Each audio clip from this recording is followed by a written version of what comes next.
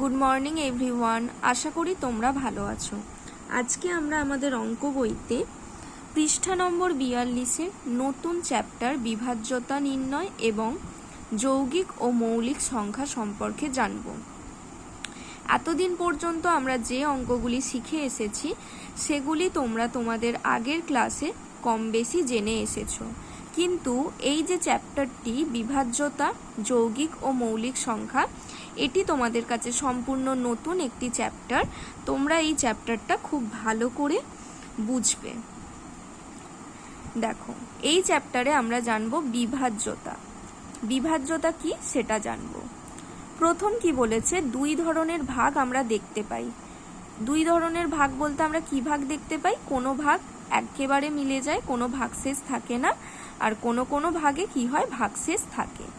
সেটাই বলেছে, এক ধরনের ভাগ নিঃশেষে বিভাজ্য, যার কোনো ভাগশেষ থাকে না, আর এক ধরনের ভাগ যা নিঃশেষে বিভাজ্য নয়, অর্থাৎ ভাগশেষ থাকে।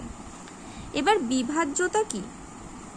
কোনো সংখ্যা নিঃশেষে বিভাজ্য, অর্থাৎ কোনো সংখ্যাকে, কোনো একটি সংখ্যাকে অন্য সংখ্যা দিয়ে ভাগ করা যাচ্ছে কিনা তা আমরা নামতার সাহায্যে নির্ণয় করি, কিন্তু অনেক ক্ষেত্রে তা আমরা পারি না।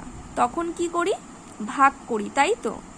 এবার ধরো, আমরা ভাগ না করে কিভাবে সেই সংখ্যাটি কোন কোন সংখ্যা দ্বারা বিভাজ্য বের করতে পারবো যে নিয়মে, সেটাই হলো বিভাজ্যতার নিয়ম।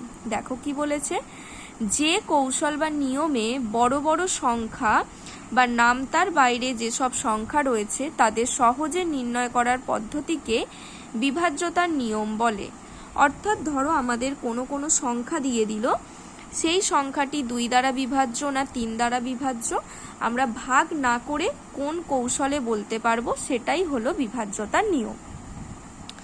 প্রথম দেখো, 1 দ্বারা বিভাজ্যতার নিয়ম কি? সমস্ত সংখ্যাই 1 দ্বারা বিভাজ্য। এটা তো তাহলে সহজ, যে সংখ্যাই দেবে কেন সেই সংখ্যা কি হবে? 1 দ্বারা বিভাজ্য হবে। এবার 2 দ্বারা বিভাজ্যতার নিয়ম কি? যেসব সংখ্যার এককের ঘরের অঙ্কটি 0, 2, 4, 6, 8 অর্থাৎ জোড় সংখ্যা থাকে, তারা 2 দ্বারা বিভাজ্য। জোড় সংখ্যা কাকে বলে তোমরা আগের ক্লাসে জেনে এসেছো, অর্থাৎ যে সংখ্যাগুলি 2 দ্বারা বিভাজ্য, অর্থাৎ যে সমস্ত সংখ্যাকে 2 দিয়ে ভাগ করলেই মিলে যায়, তারা হলো জোড় সংখ্যা, তাই তো? তাও দেখো, এখানেও লেখা আছে, তোমরা যদি ভুলে যাও এখান থেকে দেখে নেবে। যেসব সংখ্যা 2 দ্বারা নিঃশেষে বিভাজ্য তাদের জোড় সংখ্যা বলে।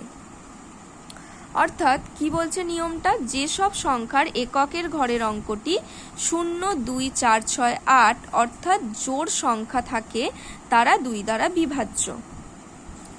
দেখো, এখানে আমি 3টি সংখ্যা লিখেছি, 38, 40 আর 55।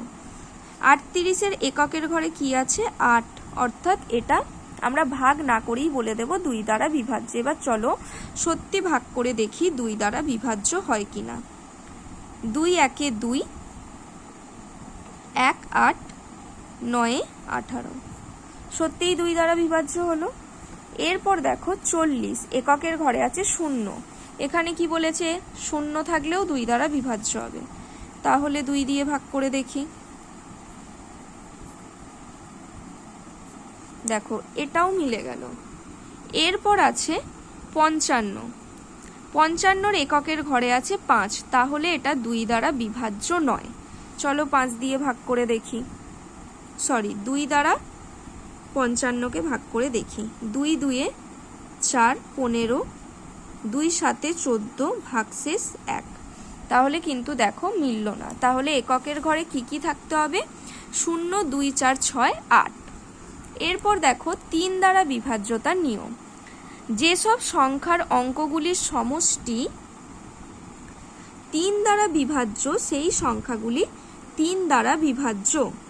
কি বলছে? যেসব সংখ্যার অঙ্কগুলির সমষ্টি 3 দ্বারা বিভাজ্য, সেগুলি 3 দ্বারা বিভাজ্য। চলো এটা বুঝে নেই কি বলেছে। দেখো, এখানে আমরা 2টি সংখ্যা নিয়েছি, 150 আর 18।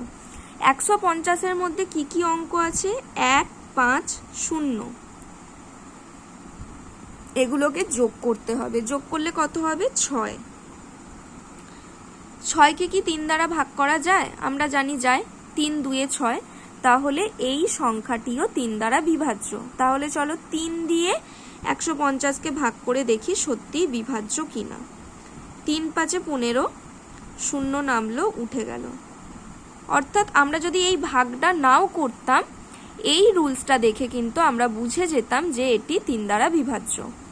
এরপরে দেখো 18, দুটি অঙ্ক 1 আর 8 যোগ করলে হচ্ছে 9। 3 দিয়ে 9কে ভাগ করা যায়, অর্থাৎ 18 3 দ্বারা বিভাজ্য। এবার দেখো উপরে একটি সংখ্যা নিয়েছিলাম আমরা 38, 3 আর 8 যোগ করলে কত হবে? 11। 3-এর নামতায় কি কোথাও 11 আছে? নেই, তাহলে এটি কিন্তু 3 দ্বারা বিভাজ্য নয়। চলো 3 দিয়ে ভাগ করে দেখি। 3 1 3, 8 নামলো, 3 2 6, 2, আর কিন্তু ভাগ করা যাবে না। আশা করি তোমরা 3 দ্বারা বিভাজ্যতার নিয়মটা বুঝতে পারলে। এরপর দেখো 4 দ্বারা বিভাজ্যতার নিয়ম।